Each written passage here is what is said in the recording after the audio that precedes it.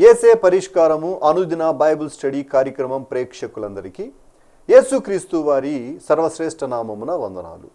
ప్రభువునందు ప్రియ దేవుని బిడ్డలారా, నేటి దినము డాక్టర్ కారుపాటి శ్యాంసాగర్ గారి ద్వారా బైబిల్ స్టడీలోని వాక్య ధ్యానమును కీర్తనల గ్రంథము నుండి ధ్యానం చేసుకుందాము. మీరందరూ బైబిల్తోనూ నోట్బుక్తోనూ సిద్ధపడి ఉంటే డాక్టర్ కారుపాటి శ్యాంసాగర్ గారు ప్రార్థన చేసి ఈ దినపు వాక్య పరిచర్య చేస్తారు. ప్రభువునందు ప్రియ దేవుని బిడ్డలారా, ఈ రాత్రి కాలపు వాక్య భాగం కొరకు సహకారాన్ని ఇస్తున్న కుటుంబం ఏలూరు వంగాయగూడెం వాస్తవ్యులు పుట్ల భూషణం గారికి కోర్టులో ఉద్యోగం వచ్చిన సందర్భంగా సతీమణి శారమ్మ గారు, కుమారుడు మోహన్ గారు, భూషణం గారి తల్లిదండ్రులు పుట్ల మోహనరావు సరోజిని దంపతులు, అన్నగారు వదిన గారు వెంకటేశ్వరులు రోజా గారు సహకారం ఇస్తున్నారు. పుట్ల భూషణం గారికి ప్రభు యొక్క దీవెనలు ఉద్యోగ జీవితంలో కలుగునట్లు ప్రార్థిద్దాం. భూషణం గారి సతీమణి కుమారుడు శారమ్మ మోహన్ గారికి, తల్లిదండ్రులు మోహన్ రావు గారు సరోజిని గారికి, అన్న వదినలు వెంకటేశ్వర్లు రోజా గారికి ప్రత్యేక కృతజ్ఞతలు తెలియజేస్తున్నాను. రేపటి నుండి మాసాంతము వరకు ఎపిసోడ్ సహకారులు కావాలి, ప్రార్థించమని ప్రభు పేరట నేను మనవి చేస్తున్నాను. ప్రార్థన చేసుకుని వాక్య ధ్యానము ప్రారంభించుకుందాం. దయచేసి తలలు వంచండి, ప్రార్థనలో ఏకీభవించండి. మమ్మలను మిక్కిలిగా ప్రేమిస్తున్న మా ప్రియ ప్రభు, మీకు వందనములు, స్తోత్రాలు. ఈ రాత్రి మీ పాదాల చెంత ప్రార్థిస్తున్నాము. నాయన, మీ యొక్క దాసులు భూషణం గారికి మీరిచ్చిన ఉద్యోగం కొరకై మీకు వందనాలు. మోహనరావు గారి కుటుంబాన్ని మీరు దీవించమని ప్రార్థిస్తున్నాము. ప్రత్యేకంగా ఈ కుటుంబాన్ని ఆశీర్వదించండి. ఎపిసోడ్ సహకారులను రేపటి నుండి మాసాంతం వరకు పంపించండి ప్రభు. ఈ రాత్రి ప్రత్యేకంగా మీ వాక్య ధ్యానం మాకు దీవెనాకరముగా ఉండునట్లు సహాయం చేయండి. మా రక్షకుడైన యేసు ప్రభువు పేరిట ప్రార్థన చేస్తూ ఉన్నాము తండ్రి, ఆమెన్. ప్రభువునందు ప్రియ దేవుని బిడ్డలారా, దయచేసి మీ పరిశుద్ధ బైబిల్ గ్రంథాన్ని తెరిచి కీర్తనల గ్రంథము 57వ సంకీర్తన 8వ వచనము నుండి వాక్యాన్ని ధ్యానం చేద్దాం. నా ప్రాణమా మేలుకొనుము, స్వరమండలమా సితారా మేలుకొనుడి, నేను వేకువనే లేచెదను. నా ప్రాణమా మేలుకొనుము, స్వరమండలమా సితారా మేలుకొనుడి, నేను వేకువనే లేచెదను.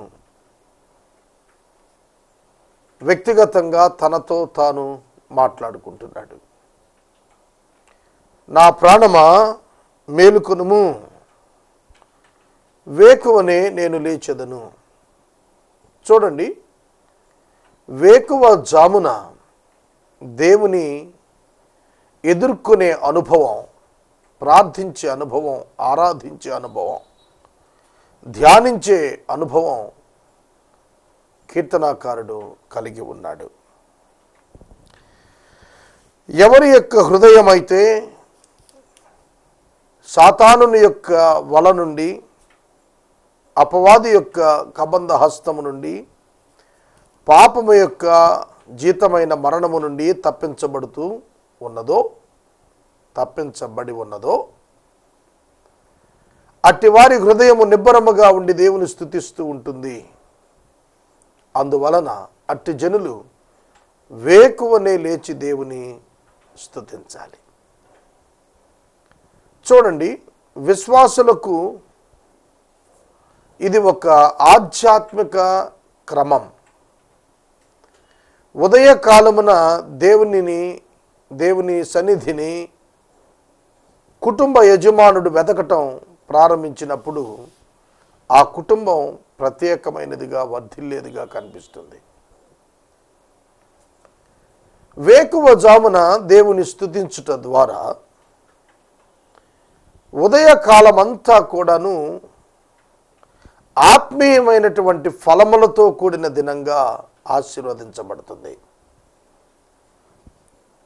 2 కాలాలు ప్రత్యేకంగా ఉదయకాలం వేకువ జామున దేవుని సన్నిధిని వెదికి దేవుని యొక్క వాక్యాన్ని ధ్యానించి ఆ దినమంతటికి ఆత్మీయంగా సిద్ధపడటం ఒక ఎత్తు. రెండవది, రాత్రి జామున ఉదయమున జీవించిన జీవితాన్ని గూర్చి దేవుని సన్నిధిలో పరిశీలించుకొని పరీక్షించుకొని పడిపోయిన స్థితిని గూర్చి పశ్చాత్తాపపడి జీవితాన్ని సరిచేసుకుని పడకకు వెళ్ళటం ఆశీర్వాదకరం. అందుకే క్రైస్తవ కుటుంబ క్రమశిక్షణలో ఉదయకాల కుటుంబ ఆరాధన, సాయంకాల కుటుంబ ఆరాధన గత తరంలో అత్యధికమైనటువంటి విధానములో అమలులో ఉండేది. ఈ తరంలో 90%, 99% అమలులో లేదంటే ఆశ్చర్యం కాదు. ఇది కేవలము వాడుక కొరకైన మాటలు కాదు, ఇవి వేడుక కొరకైన మాటలు అంతకంటే కాదు. వాక్య ధ్యానము దినములోన జరిగే చర్యల మీద జరిగేటువంటి ప్రభావం ఖచ్చితంగా మేలుకరమైనదిగా ఉంటుంది. చాలా సందర్భాల్లో అపరిష్కృత సమస్యలను ఎదుర్కొనే విషయంలో ఉదయకాల ప్రార్థన ఎంతగానో ఉపకరిస్తుంది. చాలా సందర్భాల్లో నేను ఈ అనుభవాన్ని చూచాను. తెల్లవారుజామున 3 గంటలకు 4 గంటలకు లేచి హృదయమును దేవుని సన్నిధిలో కృమ్మరించి దేవుని సహాయము కొరకు వేడుకుని ఆ దినం కొరకు సిద్ధపడినప్పుడు దీవెనకరమైన దినాలు అనేకం నేను చూశాను. మీ జీవితంలో కూడా మీ దినచర్య జీవిత సమయాన్ని మీరు గడుపునప్పుడు మీరు వ్యక్తిగతంగా సిద్ధపాటుతో కూడిన ఆత్మీయ జీవితం, మెళకువతో కూడిన ఆత్మీయ జీవితం కలిగి ఉండటం ఆశీర్వాదకరం. కీర్తనాకారుడు, గాయకుడు కూడా గనుకును ఉదయాన్నే సితారను తీసుకుని, స్వరమండలమును తీసుకుని దేవుని సన్నిధిలో ఆనందించేవాడుగా, స్తుతించేవాడుగా కనిపిస్తున్నాడు. 9వ వచనంలో కృపా సత్యాలను గురించి మాట్లాడుతున్నాడు. నీ కృప ఆకాశము కంటే ఎత్తైనది అంటే వర్ణించలేమయ్యా. ఆకాశం ఎత్తు ఎంత తెలియదు. ఆకాశము కంటే ఎత్తైనది అన్నాడంటే ఆకాశము అనేది reachability, at least visible for some certain extent. కొంతవరకు మనం అంచనా వేస్తాం, ఆబ్జెక్టివ్స్ కనిపిస్తాయి, నక్షత్రాలు, సూర్యచంద్రులు. కానీ ఆకాశము కంటే ఎత్తైనది అంటే అంచనా వేయలేం. దేవుని కృప యొక్క గొప్పదనం అంచనా వేయలేం. ఒక పాపిని పరిశుద్ధునిగా తీర్చుట కొరకైనటువంటి కృప ఎట్లా అంచనా వేయగలుగుతాం? బియాండ్ అవర్ కాంప్రహెండ్, మన మేధస్సుకు మించినటువంటి సత్యం ఇది. అందుకనే నీ కృప ఆకాశము కంటే ఎత్తైనది, నీ సత్యము మేఘమండలముల వరకు వ్యాపించి ఉన్నది. సత్యము వ్యాపించింది, వ్యాపించే ఉన్నది అన్నాడు. ఉనికిని గురించి మాట్లాడుతున్నాడు ఇక్కడ. సత్యము యొక్క ఉనికి ఇక్కడ మేఘమండలం వరకు వ్యాపించింది అన్నాడు. దీనిని బట్టి భూమి అంతటా కూడా ఆయన సత్యం వ్యాపించి ఉన్నదన్నాడు. ఆయన యందు మనము చెలిస్తున్నామన్నాడు పౌలు గారు. కృపా సత్యాలు మనకు అందుబాటుకు తెచ్చాడు దేవుడు. కృప ఆకాశము కంటే ఎత్తైనది అన్నాడంటే భూమి మీద నుండే కొలత ఏది వేసినా కూడా, ఒక మనిషి ఎత్తు ఎక్కడి నుంచి కొలుస్తాం? భూమి మీద నుండి కొలుస్తాం. కనుక ఎత్తు కొలిసేది భూమి మీద నుండే. ఆకాశం తలెత్తు చూస్తాం, పైనుండేది అంతకంటే ఎక్కువ అని అన్నాడు. అంటే భూమి మీద కృప లభ్యమవుతోంది అని. స్వరమండలం వరకు, మేఘమండలం వరకు కూడా, మేఘమండలం వరకు అని అన్నాడంటే బిగినింగ్ స్పాట్ ఈజ్ ఎర్త్, భూమి మీద వ్యాపించింది. కృపా సత్యాలు రక్షణ కొరకు దేవుడిచ్చినవి యేసుక్రీస్తు ప్రభువును సూచిస్తున్నాయి. ఆయన కృప అపరిమితమైనది, ఆయన సత్యము లెక్కించలేనిది. ప్రభువా, జనములలో నీకు కృతజ్ఞతాస్తుతులు నేను చెల్లించెదను, జనములలో నీకు కృతజ్ఞతాస్తుతులు నేను చెల్లించెదను, ప్రజలలో నిన్ను కీర్తించెదను. రెస్పాన్సిబిలిటీ ఆఫ్ ఎ బిలీవర్, విశ్వాస యొక్క బాధ్యత ఏమిటంటే స్తుతించుట, కీర్తించుట. చూడండి, మనం విశ్వాసులం, దేవుని బిడ్డలం, దేవుని సేవకులం. ఒక అన్యునితో మన యొక్క కీర్తన అంశం, మనము దేవుని కీర్తిస్తున్నామనేటువంటి స్పర్శ విషయం ఒక అన్యుడు తెలుసుకునేటట్లు ఎప్పుడైనా మనం ప్రయత్నం చేశామా, తెలియచేశామా? ఒక్కసారి ఆలోచించుదాం. కీర్తనాకారుడు అంటున్నాడు, జనములలో ప్రజలలో కృతజ్ఞతాస్తుతులు చెల్లిస్తాను, నిన్ను కీర్తిస్తాను. జనాల మధ్య దేవునికి కృతజ్ఞత చెల్లించటం. పాత నిబంధన గ్రంథపు భక్తులు క్రీస్తు ప్రభువు జీవించిన కాలంలో సంత వీధులలో వాళ్ళు బహిరంగంగా బోర ఊదించుకుని మరి దేవుని స్తుతిస్తున్నామని చెప్పుకునేవాళ్ళు. లిటరల్గా ఈ యొక్క వాక్యం నెరవేరేటట్లుగా ఆనాడు చాలామంది ప్రయత్నం చేశారు. వారి యాటిట్యూడ్స్ని బట్టి ప్రభువు గద్దించాడు, అది వేరు. జనముల మధ్య సాక్షార్థమైనటువంటి కృతజ్ఞతార్పణ మనం చేస్తున్నామా? ప్రభువు మనకు చేసిన ఆశ్చర్యకరమైన గొప్ప రక్షణను బట్టి ఆయనకు కృతజ్ఞత చెల్లిస్తున్నామా? ఆయనను కీర్తిస్తున్నామా? ఈ రెండు మన బాధ్యతలు. కేవలము నోటి మాటతోనేనా? ఎవరైనా ఒక వ్యక్తికి కృతజ్ఞత చెప్పినప్పుడు కేవలం నోటి మాటతోనేనా? యేసుక్రీస్తు ప్రభువు ఇచ్చిన ఆ గొప్ప రక్షణను గురించి కృతజ్ఞతను చెల్లించటం కేవలం నోటి మాట స్తుతేనా? మన జీవితం అర్పించాలి. పౌలు గారు అన్నాడు, నా కొరకు ప్రాణం పెట్టిన తిరిగి లేచిన ప్రభువు కొరకు నేను జీవిస్తానన్నాడు. అది నిజమైన కృతజ్ఞత. ఇక జీవించినది నేను కాదు, క్రీస్తే నా యందు జీవిస్తున్నాడు అన్నాడు. కనుక యేసుక్రీస్తు ప్రభువు నిమిత్తం బ్రతకటం ఉందే, అది నిజమైన కృతజ్ఞత చెల్లించటం, నిజముగా ఆయనను కీర్తించటం. ఎప్పుడైతే నీ జీవితంలో నువ్వు సాధించినటువంటిది దేవుని కృప వలన సాధించానని ఒప్పుకొనగలుగుతావో అది నిజంగా ఆయనను కీర్తించటం. ఆయనను కీర్తించుట విశ్వాసికి అవసరం. దేవా, ఆకాశము కంటే అత్యున్నతుడుగా నిన్ను కనబరుచుకునుము, నీ ప్రభావము సర్వభూమి మీద కనబడనిమ్ము, నీ ప్రభావము సర్వభూమి మీద కనబడనిమ్ము. సోదరుడా, సోదరి, వాక్యాన్ని వింటున్నారు కదూ? సర్వభూమి మీద ఆయన ప్రభావం కనబడాలి. ఎలా కనబడుతుంది? ఆకాశము కంటే అత్యున్నతుడముగా ఆయన కనపరుచుకోవాలి. ఎలా కనపరుచుకుంటాడు? విశ్వాసుల జీవితాలలో కలిగిన రూపాంతరం వలన ఇది సాధ్యమవుతుంది.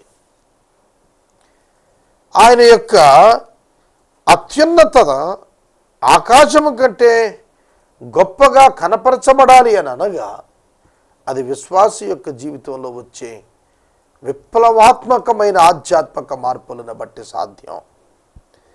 దేవుని యొక్క ప్రభావం భూమి మీద కనపడాలి అని అంటే విశ్వాసుల జీవితాల్లో వచ్చేటువంటి పెను మార్పు. మన జీవితాల్లో క్రీస్తును పోలి జీవించటం మనం ప్రారంభించినప్పుడు ఆయన ప్రభావం భూమి మీద మన ద్వారా కనిపిస్తుంది. గొప్ప ప్రభావం. ఆయన యొక్క ప్రభావం చాలా ఉన్నతమైనది. అది మన జీవితాల్లో పనిచేస్తే అది సమాజంలో సాక్ష్యం పొందుతుంది. ఆ విధంగా మనం ఆయనకి ప్రభావాన్ని కలిగించేటువంటి వారంగా మనం జీవించడం నేర్చుకోవాలి. ఈ యొక్క 57వ సంకీర్తన ప్రధాన గాయకుడు దావీదు గారు సౌలు వద్ద నుండి పారిపోయి అదుల్లాము గుహలో ఉన్నప్పుడు వ్రాసిన కీర్తన మనం ముగించుకున్నాం. ఇక 58వ కీర్తన 11 వచనాలు కలిగిన సంకీర్తన. ఈ 11 వచనాలలో ఉన్నటువంటి మాటలు కూడాను దావీదు రచించిన కీర్తనయే. దీనిని ధ్యానము చేద్దాం. అధిపతులారా, మీరు నీతిని అనుసరించి మాటలాడుదురు అన్నది నిజమా? నరులారా, మీరు న్యాయమును బట్టి తీర్పు తీర్చుదురా? లేదే, మీరు హృదయపూర్వకముగా చెడుతనము జరిగిస్తూ ఉన్నారు. దేశమందు మీ చేతి బలాత్కారము తూచి చెల్లించుచూ ఉన్నారు.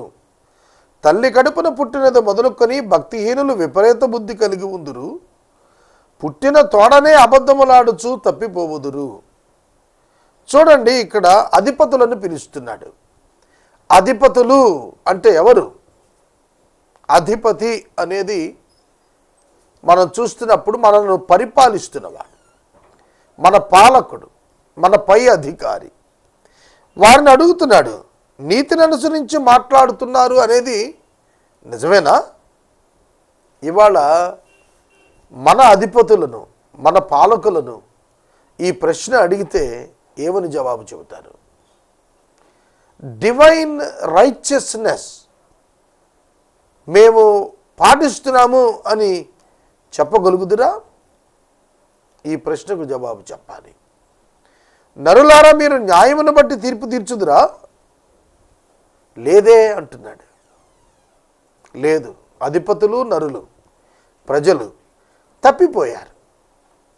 అధిపతులు నీతిని అనుసరించుటలో, ప్రజలు న్యాయము బట్టి తీర్పు తీర్చుటలో తప్పిపోయి హృదయపూర్వకంగా చెడు జరిగిస్తున్నారు.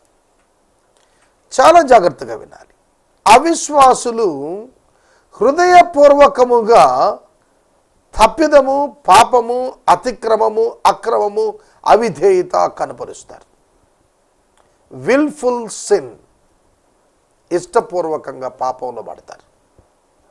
దాని వలన బెనిఫిట్ ఉంటే, దాని వలన తమకు ప్రయోజనం ఉందని అనుకుంటే వారు పాపము చేయుటకు వెనుకాడరు. అట్టి వారిలో అటువంటి సెన్స్ ఉండదు. కనుక లోకమునకు విశ్వాసులకు వ్యత్యాసం చాలా ఉంది, సంబంధమే లేదు అసలు. కనుక దేవుని పిల్లలు నీతి, న్యాయము ప్రకారమే అనుసరించి నడుచుకోవాలి. మనం అధిపతులుగా ఉన్నా, మనం సామాన్య ప్రజలుగా ఉన్నా, నీతి న్యాయాలే మన జీవితానికి ఆధారం కావాలి. హృదయం మోసకరమైంది.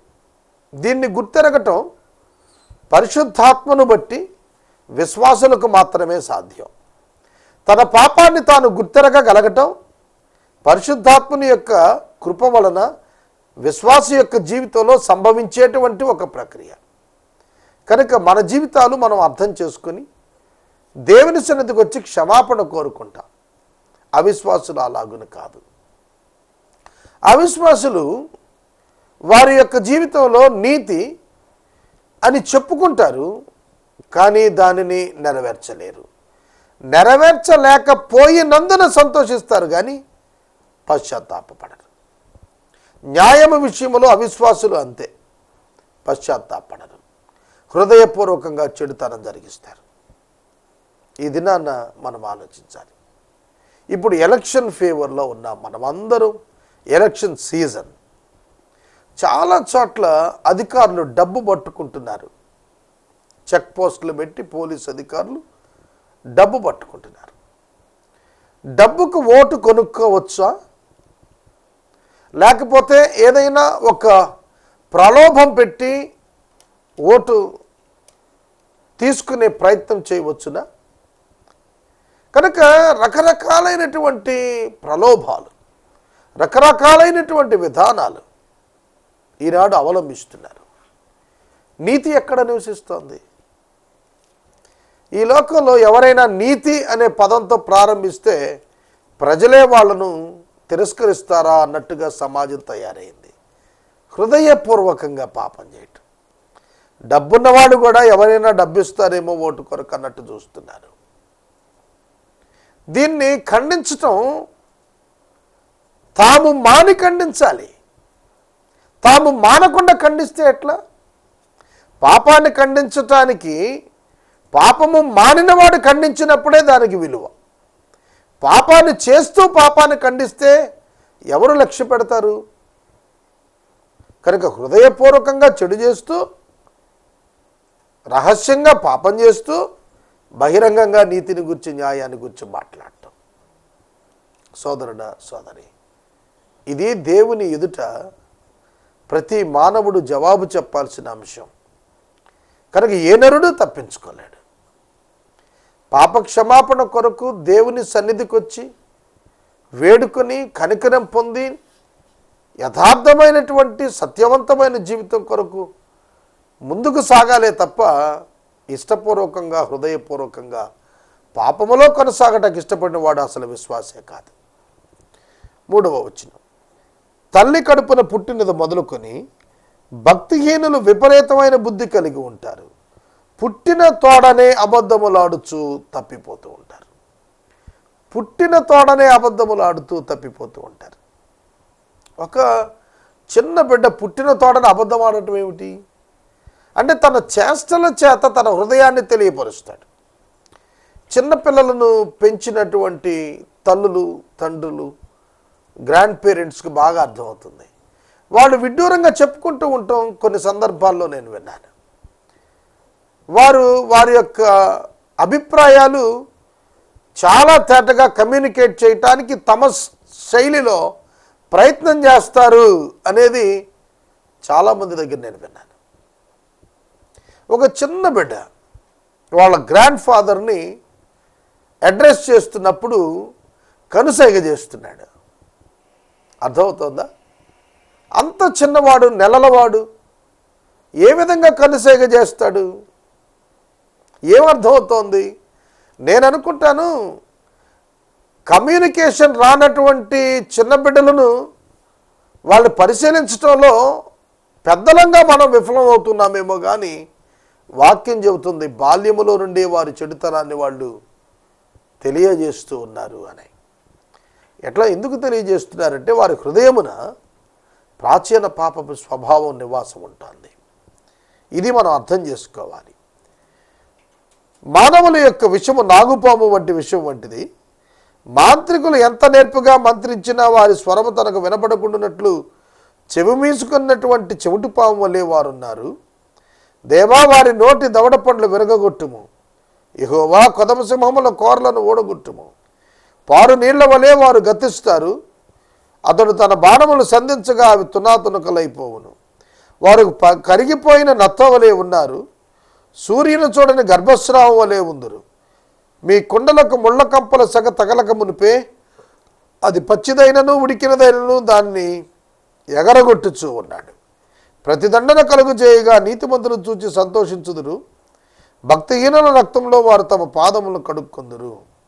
కావున నిశ్చయముగా నీతిమంతులకు ఫలము కలుగుననియు నిశ్చయముగా న్యాయము తీర్చు దేవుడు లోకములో ఉన్నాడనియు మనుషులు ఒప్పుకొందురు. ఈ కీర్తనలో 10వ వచనం దగ్గరకు వచ్చాడు. ప్రతి దండన భక్తిహీనులకు కలుగుట నీతిమంతులు చూస్తారు అని రాసింది. లోకానికి సంభవించబోయేటువంటి తీర్పును గురించి ప్రకటన గ్రంథం చాలా తేటగా తెలియచేసింది. మహా ఉగ్రత కాలంలో, 7 ఏళ్ల శ్రమల కాలంలో దేవుని యొక్క ఉగ్రత లోకం మీద పడినప్పుడు ఎటువంటి ప్రచండమైనటువంటి పరిస్థితులు, రక్తపాతం సంభవించనయ్యున్నదో ప్రకటన గ్రంథం సాక్ష్యం చెబుతోంది. భక్తిహీనులకు సంభవించేటువంటి దైవ ఉగ్రత నీతిమంతులు చూస్తారన్నాడు. ప్రియమైన దేవుని బిడ్డలారా, ఈ రాత్రికాలం నేను మనవి చేస్తున్నాను. ఈ లోకము నాశనము కొరకు సిద్ధపడుతోంది. పాపములో కొనసాగుతున్న ప్రతివాడు సమస్యలోనే ఉన్నాడు. పాపమును జుర్రుకుంటున్నవాడు, పాపమును హృదయపూర్వకంగా జరిగిస్తున్న ప్రతి వ్యక్తి ప్రమాదములో ఉన్నాడు అనేది వాక్యం హెచ్చరిక చేస్తుంది. ఈ రాత్రి వాక్యం వింటున్నారు కదా, మీ వ్యక్తిగత జీవితాలను పరిశీలించుకోండి. నిశ్చయముగా తీర్పు తీర్చు దేవుడు లోకములో ఉన్నాడని తెలుస్తుంది. ఎప్పుడు? నీతిమంతులకు ఫలము కలుగుతుందని. నీతిమంతులకు ఫలము కలుగుతుంది. ఖచ్చితముగా, నిశ్చయముగా ఇది జరిగి తీరుతుంది. నీతిమంతునికి కలిగే ఫలం ఏమిటి? నిత్యరాజ్యం. నీతిమంతునికి భూమి మీద భౌతికమైన ఏ విధమైనటువంటి ఫలాలు ఒకవేళ దొరకకపోవచ్చేమో. హెబ్రీ పత్రిక 11:13 చెబుతున్నాడు, వాగ్దాన ఫలములను వీరందరూ అనుభవించకపోయినను విశ్వాసమును బట్టి నమస్కరించిన వారై దేవుని రాజ్యం కొరకు ఎదురు చూస్తూ ఉన్నారని. అవునండి, నీతిమంతునికి కలిగేటువంటి ఫలము నిత్య జీవము, నిత్య రాజ్యము. ఈ రాత్రి వాక్యం వింటున్నారు కదా, మీకు నిత్య జీవము వాగ్దానము చేయబడినది అనే సంగతి తెలుసునా? యేసుక్రీస్తు నామమునందు విశ్వాసముంచుట ద్వారా పాపములు క్షమించబడుటయే గాక నిత్య జీవము ఉచితముగా అనుగ్రహించబడుతుంది అనే సువార్త మీరు విన్నారు. మీరు నమ్మిన ఎడల ఆ అనుభవాన్ని మీ జీవితంలో మీరు పొందుకోగలుగుతారు. ఈ యొక్క రాత్రికాల సమయంలో 58వ సంకీర్తన ముగిస్తూ నేను మనవి చేస్తున్నాను. న్యాయముగా తీర్పు తీర్చు దేవుడు లోకములో ఉన్నాడని ప్రజలు గ్రహిస్తారన్నప్పుడు నీ అన్యాయ జీవితాన్ని బట్టి నీవు నాశనం అవుతావు. నీ అన్యాయమును బట్టి, నీ అక్రమమును బట్టి, నీ అసత్యమును బట్టి, నీ అవిధేయతను బట్టి, నీ అవినీతిని బట్టి నీవు నశిస్తావు. ఇది లోకం చూస్తుంది. దేవుడున్నాడని రుజువు ఇదే. దేవుడు ఉన్నాడనేటువంటి రుజువు లోకానికి ఏమిటంటే అవినీతి ఫలము పొందుతుంది. నీతిమంతుడు నీతిమంతుని ఫలాన్ని అనుభవిస్తాడు, అవినీతిపరుడు అవినీతి యొక్క ఫలాన్ని అనుభవిస్తాడు. నీవు పాపము చేసావు, దాగలేవు. పట్టుబడినప్పుడు ఎంత అవమానం. నీవెంత పదవిలో ఉన్నా, నీవెంత అధికారంలో ఉన్నా, నీవెంత ధనవంతుడివైనా, నీవెంత జ్ఞానమని పేరు పొందినా, నీకెంత ఉన్నతమైనటువంటి ప్రఖ్యాతి కలిగిన పేరు ప్రతిష్టలున్నా, పాపము నీ జీవితంలో బయలుపడినప్పుడు అవమానము నీ ముంగిట ఉంటుంది. నీవు హీనపరచబడతావు. ఎత్తైన కొండ ఎక్కిన పాతాళానికి పడిపోతావు. జాగ్రత్త. ఈ రాత్రి వాక్యాన్ని నేను ముగిస్తున్నాను.